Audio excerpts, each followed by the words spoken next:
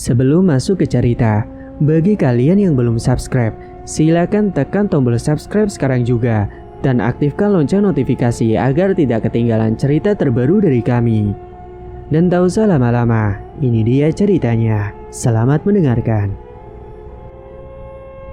Cerita ini berasal dari sebuah keluarga di kota A, yang mana merupakan keluarga yang sukses sebelumnya.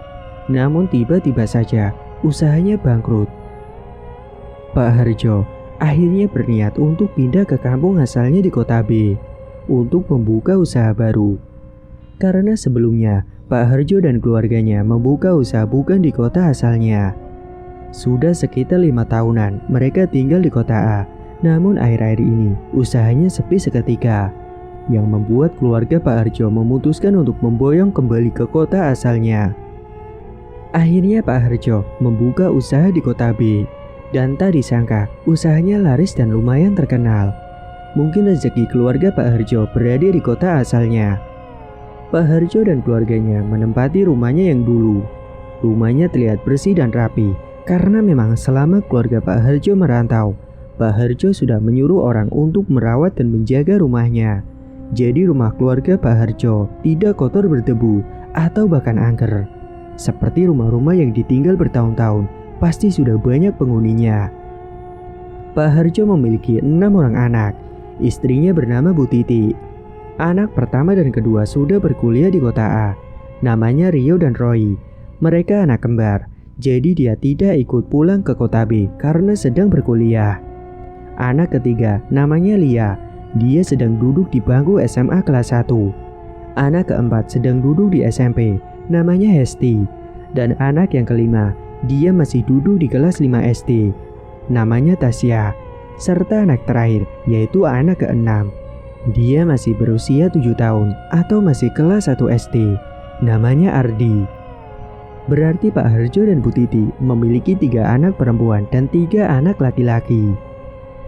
Setiap harinya, Bu Titi harus membuat masakan dengan jumlah yang banyak, karena begitu banyak anggota keluarganya.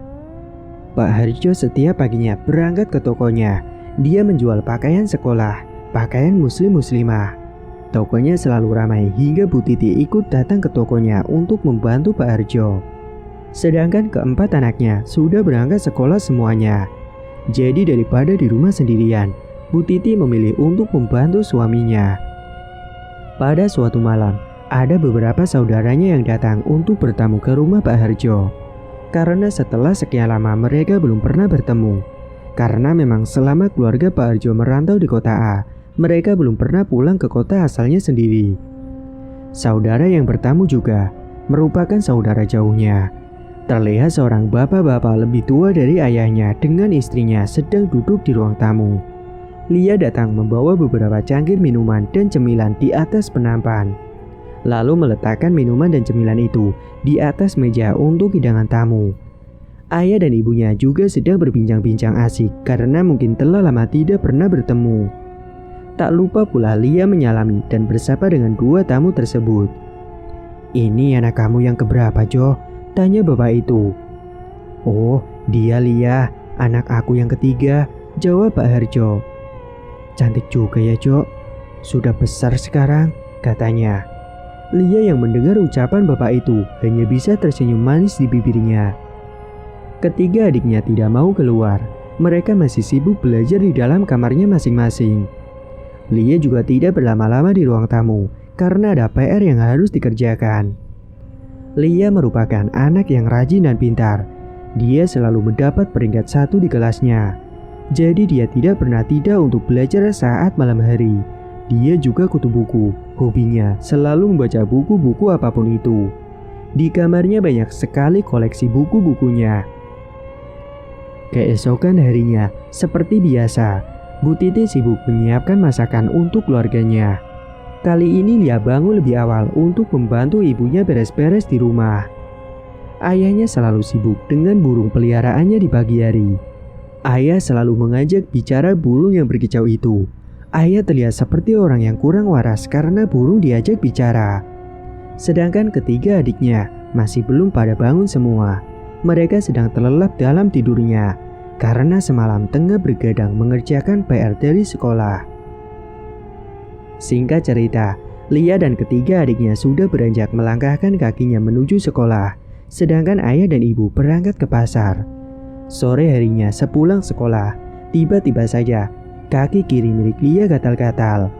Lia memberitahu kepada ibunya, kata ibunya harus diobati menggunakan salep untuk meringankan gatal-gatalnya.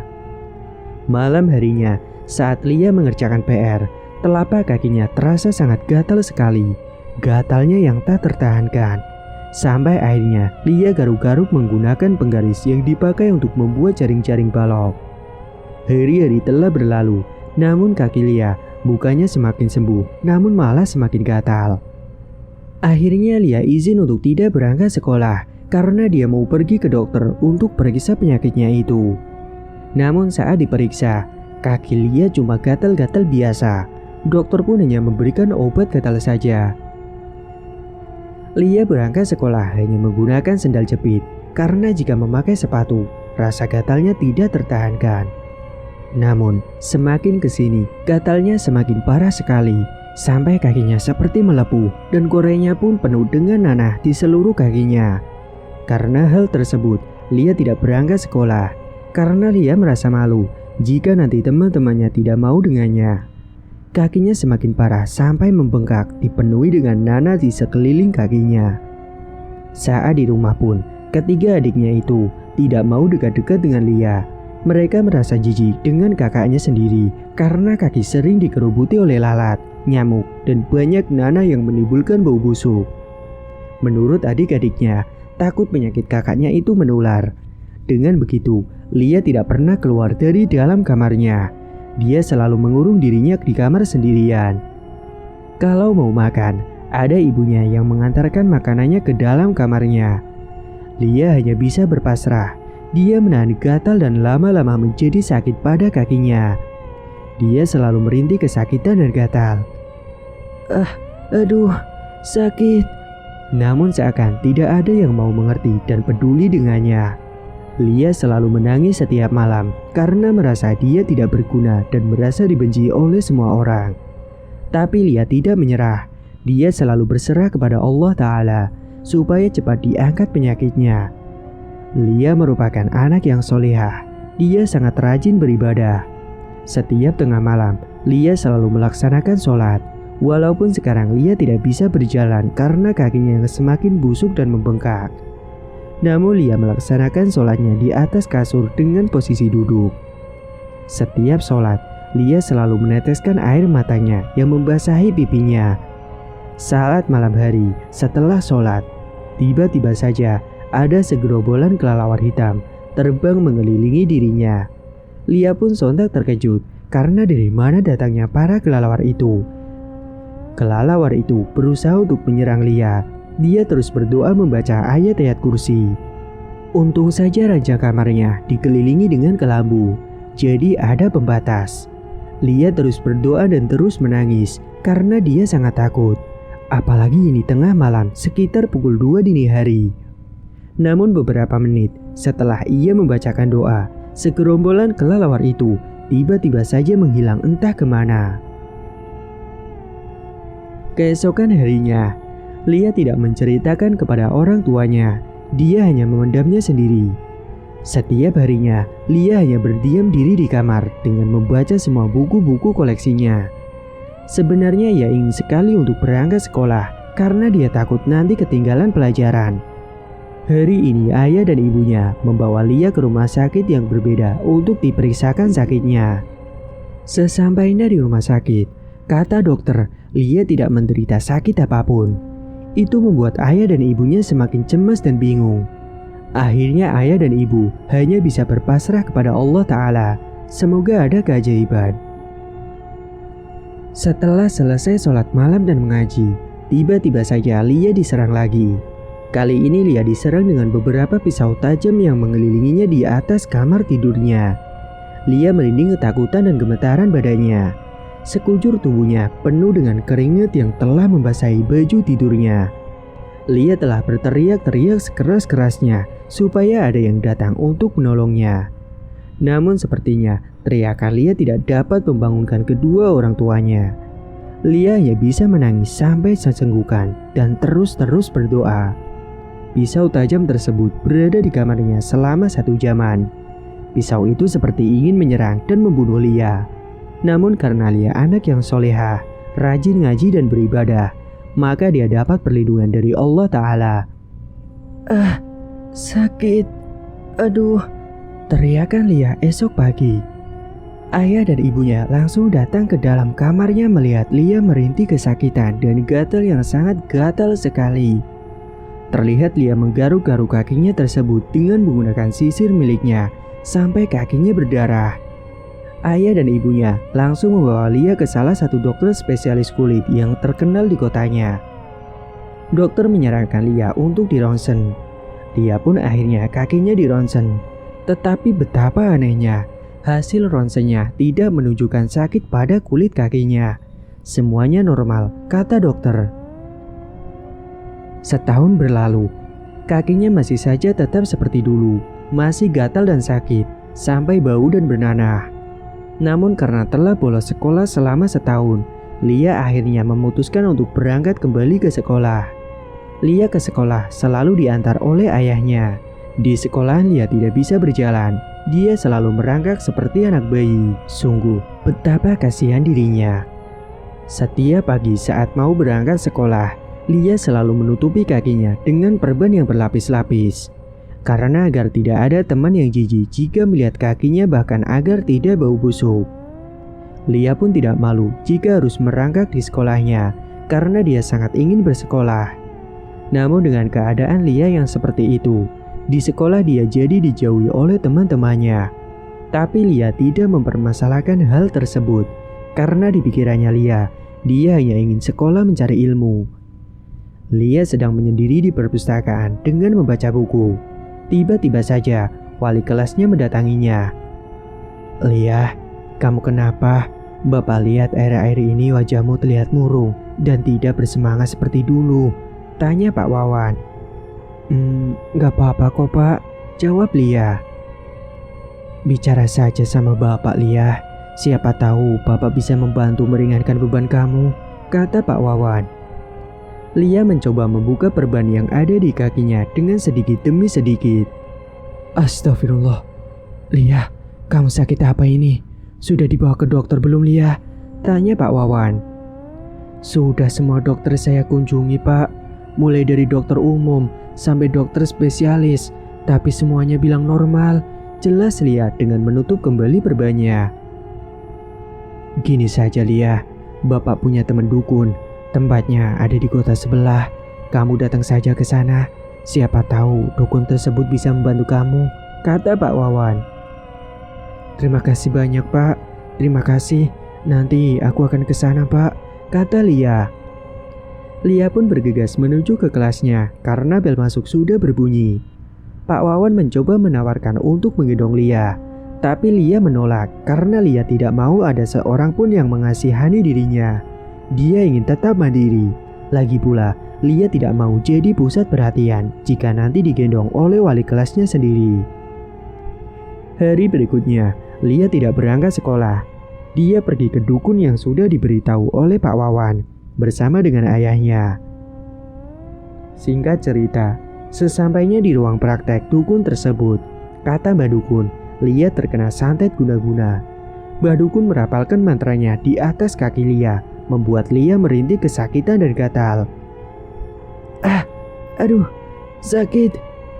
Kemudian Mbak Dukun menyarankan untuk setiap harinya kaki Lia selalu diolesi menggunakan minyak tawon.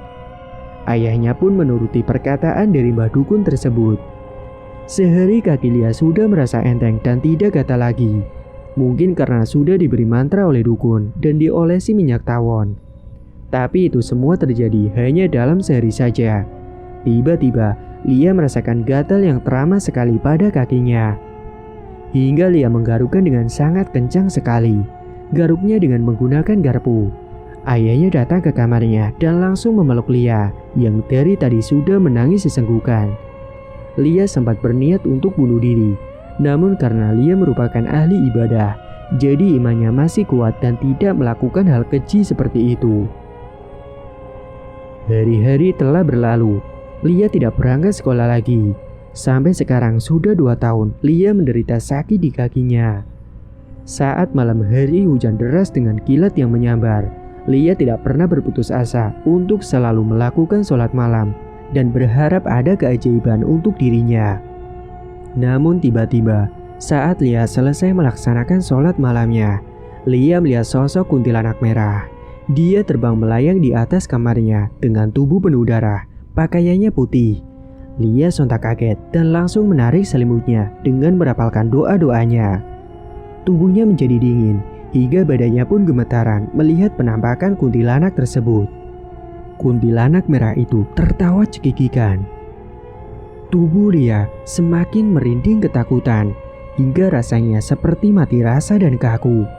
Namun tiba-tiba saja, kuntilanak merah tersebut hilang entah kemana dan meninggalkan sebuah asap di dalam kamarnya Lia.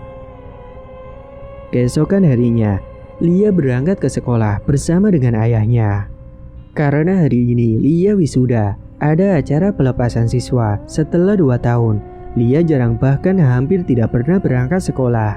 Namun Lia tetap mendapatkan peringkat 1 di kelasnya.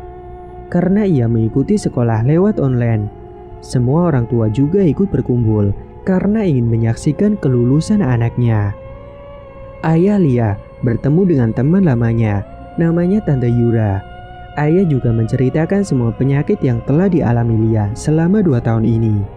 Tante Yura menyarankan kepada ayah untuk membawa Lia ke orang pintar yang ada di kota sebelah. Orang pintar ini dulunya pernah menyembuhkan suaminya yang terkena guna-guna oleh salah satu temannya karena iri. Dukun itu ternyata sangat terkenal dan mumpuni dalam menyembuhkan berbagai macam penyakit. Akhirnya setelah acara kelulusan itu selesai, ayah dan Lia bergegas pulang dan menyiapkan bekal untuk dibawa besok ke tempat dukun itu. Karena tempatnya lumayan jauh, paginya Lia dan ayah mengendarai motor berdua menuju ke tempat dukun tersebut. Sesampainya di tempat praktek dukun tersebut, Mbak Wulan nama dukun tersebut, dia menyambut keduanya dengan senyum sumringah. Mbak Wulan mempersilahkan ayah dan Lia untuk duduk di ruangannya. Desain ruangannya serba hitam, membuat suasana lebih mencekam, disertai dengan bau anyir, bau kemenyan, dan beberapa sesajen. Bahkan terdapat boneka-boneka kecil yang tidak tahu entah apa gunanya. Sepertinya Tante Yura sudah memberitahu kepada Mbak Wulan tentang kedatangan Lia dan ayahnya. "Coba lihat lukanya seperti apa, Nak?" tanya Mbak Wulan. "Ini, Mbak, silakan," jawab Lia. "Anak saya kenapa ya, Mbak?" tanya ayah. "Anak bapak terkena santet atau diguna-guna oleh seseorang," kata Mbak Wulan. "Kalau boleh tahu siapa orangnya, Mbak?" tanya ayah. "Orang tersebut merupakan saudara jauh kalian. Orangnya sudah lumayan tua. Dia sangat menyukai anak bapak. Namun karena sudah beristri dan tidak bisa memiliki anak bapak, orang ini akhirnya mengguna-guna Lia. Sebenarnya dia ingin mengirim guna-guna di alat kelaminnya, namun tidak tepat sasaran. Akhirnya meleset ke kakinya. Santet ini cukup mengerikan karena orang tersebut menggunakan pasir pantai untuk menyantetnya. Santet ini namanya santet pulung bubuk." "Lalu apa bisa disembuhkan, Mbak?" tanya Pak Harjo. "Bisa saja, Pak, asal ia dibawa ke sini selama 3 kali untuk kontrol," jawab Mbak Wulan. Sebuah penjelasan dari dukun yang bernama Mbak Wulan. Memang santet ini terkenal mengerikan dan dapat membuat target tersebut gila, bahkan sampai meninggal dunia.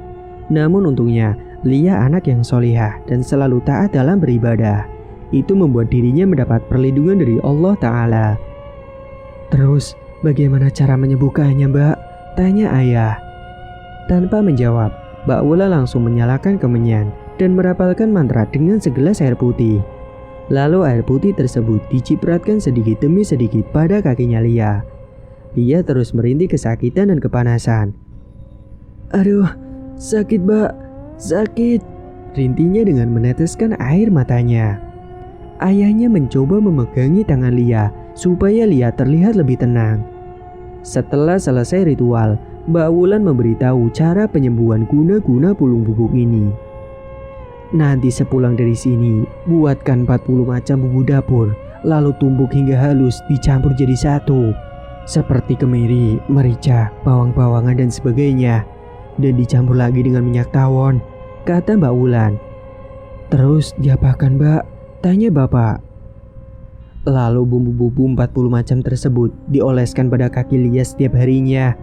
Itu semua dilakukan dengan cara yang rutin, kata Mbak Wulan. Baik Mbak, akan saya lakukan semuanya, jawab ayah. Lalu sekeliling rumahnya tolong diberi tanaman daun kelor. Nanti akan aku bacakan mantranya dari sini, kata Mbak Wulan. Iya Mbak, baik, jawab ayah.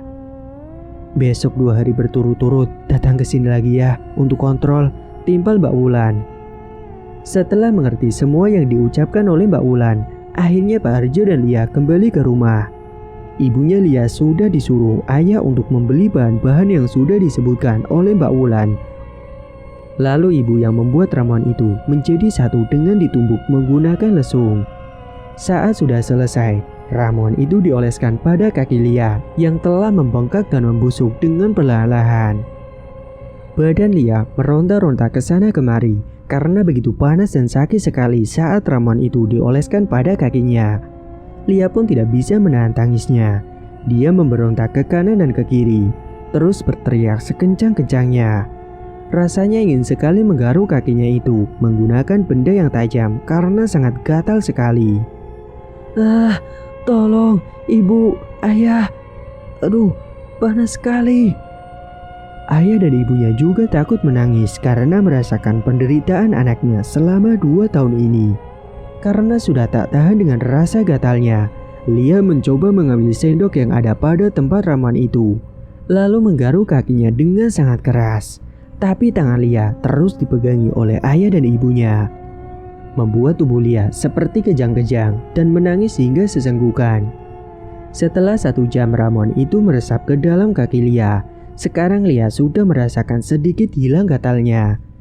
Namun malam harinya, Lia didatangi oleh segerombolan pisau tajam lagi. Kali ini pisaunya menyerang pembatas tidurnya, yaitu kelambunya menjadi robek-robek. Tapi pisau tersebut tiba-tiba saja terpental dan hilang karena sudah diberi pembatas gaib oleh Mbak Wulan. Keesokan harinya, Lia dan ayahnya datang kembali ke tempat Mbak Wulan. Kaki Lia diberi sebuah serbuk oleh Mbak Wulan, yang tidak tahu itu serbuk apa, dan Mbak Wulan terus merapalkan mantra-mantranya. Membuat Lia memberontak kembali. Ayahnya terus memegangi Lia dengan kedua tangannya. Beberapa cacing-cacing keluar dari kakinya Lia dengan menjijikan dan berbau busuk. Tapi setelah selesai ritual keduanya, kini koreng yang berada di kaki Lia tiba-tiba saja mulai mengering.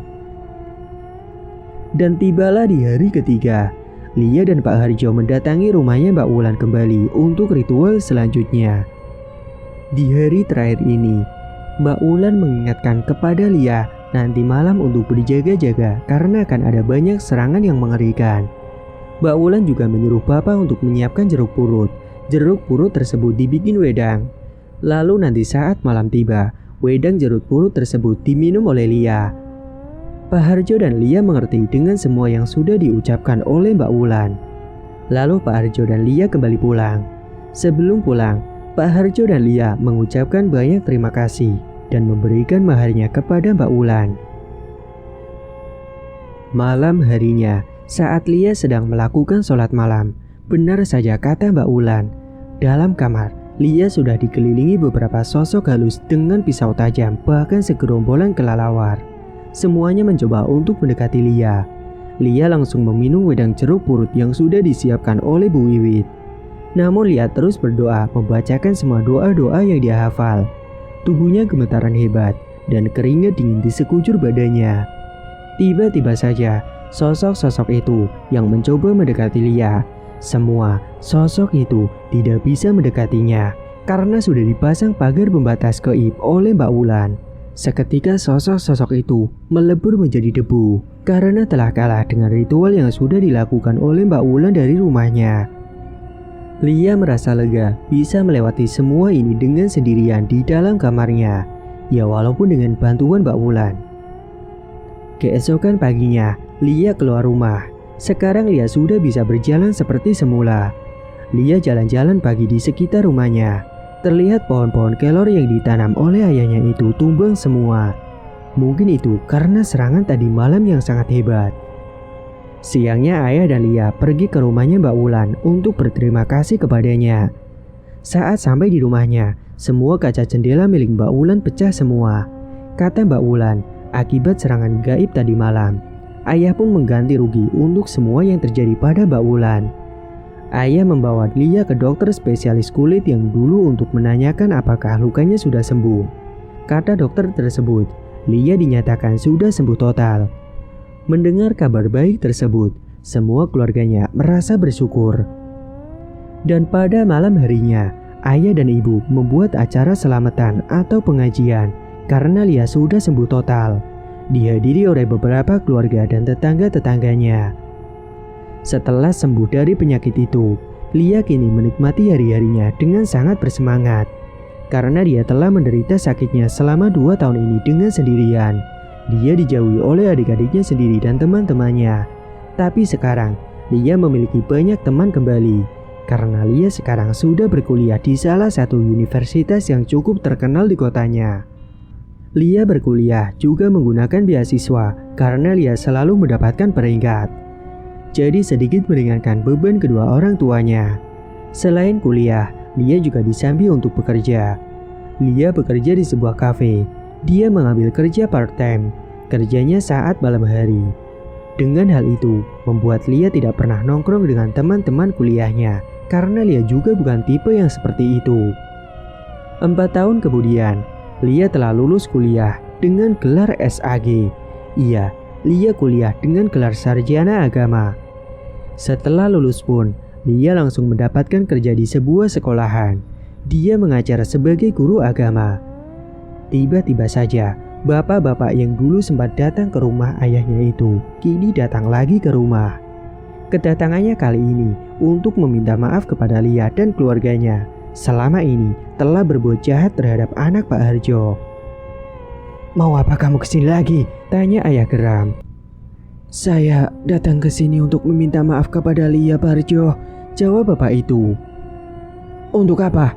Tidak perlu, mendingan Anda pergi saja," kata Pak Harjo. Lia pun datang keluar dan memberi senyuman manisnya kepada bapak tersebut. Lia yang begitu mulia mau memaafkan bapak itu dengan ikhlas. Ternyata bapak itu tahun kemarin telah melaksanakan ibadah haji. Namun ibadahnya di sana tidak khusyuk karena tiba-tiba saja bapak tersebut merasakan gatal-gatal sama seperti yang dialami oleh Lia.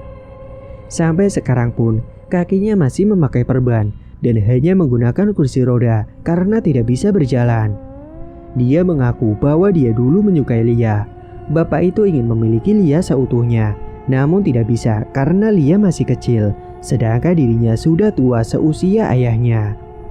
Bapak tersebut telah menggunakan pasir pantai dengan meniupnya memakai ilmu hitam yang dimilikinya. Sebenarnya, ia ingin membuat alat kelamin Lia mandul agar nanti jika Lia menikah setiap laki-laki jadi suaminya menceraikan Lia karena tidak bisa memberikan keturunan. Setelah meminta maaf kepada keluarga Pak Harjo, terutama pada Lia, bapak tersebut pergi dari rumahnya. Namun kabarnya, bapak itu tidak sembuh-sembuh juga dari sakitnya, malah semakin parah. Bahkan sering mulutnya berbusa saat makan. Itu membuatnya tidak nafsu makan dan tubuhnya menjadi kering keronta dengan kulit yang bergelamber karena sudah tua. Bapak-bapak tersebut juga selalu diganggu oleh sosok-sosok yang dulu dikirimkan kepada Lia. Hingga kini, kabarnya bapak itu telah meninggal dunia karena kakinya mengeropos digerogoti cacing-cacing geram. Namun saat jenazah bapak itu dimandikan, kakinya kembali normal seperti dulu lagi. Bahkan dalam proses pemakamannya juga seperti ada serangan terhadap makam bapak itu. Makamnya selalu banyak cacing-cacing yang jumlahnya sangat banyak sekali, membuat para pelayat jijik dan berhamburan untuk pulang. Sedangkan Mbak Wulan, kabarnya dukun tersebut meninggal dunia, entah apa penyebab meninggalnya. Sekarang ilmu milik Mbak Wulan diturunkan kepada anak sulungnya. Lia dan Pak Harjo selalu datang ke makamnya Mbak Wulan untuk mendoakannya. karena dulu Mbak Wulan lah yang telah menyembuhkan Lia sampai sekarang ini. Dan sekarang Lia sudah menikah. Dia dinikahi oleh pengusaha yang sukses dan sudah dikaruniai seorang anak perempuan yang cantik sama seperti Lia. Keluarganya sangat harmonis dan bahagia, sedangkan kedua orang tuanya sudah pensiun untuk jualan toko. Pak Harjo dan Bu Wiwit menikmati masa tuanya karena semua anak-anaknya sudah bekerja semua. Dan sekarang guna-guna pulung bubuk tersebut yang dulu diderita oleh Lia sekarang berbalik kepada istri bapak itu. Bahkan istrinya juga sering kesurupan karena telah dirasuki oleh sosok sihir yang dulu dibuat oleh suaminya menggunakan ilmu hitam. Istrinya sudah dibawa ke beberapa rumah sakit, tapi sakitnya itu tidak bisa disembuhkan. Sampai akhirnya istri bapak tersebut meninggal dunia. Nauzubillah min dzalik. Dan dari kejadian ini, semoga kita dapat mengambil hikmahnya dan semoga kita semua dijauhkan dari hal-hal seperti itu. Amin. Tamat dan cerita pun selesai. Bagi teman-teman yang suka mendengar cerita kali ini, dukung channel ini dengan cara klik subscribe dan aktifkan lonceng notifikasinya dan tinggalkan jejak di kolom komentar. Dan bagi teman-teman yang punya cerita dan ingin mengirimkan cerita, bisa kirim langsung ke kontak yang sudah disediakan. Terima kasih sudah menyimak hingga akhir. Wassalamualaikum warahmatullahi wabarakatuh.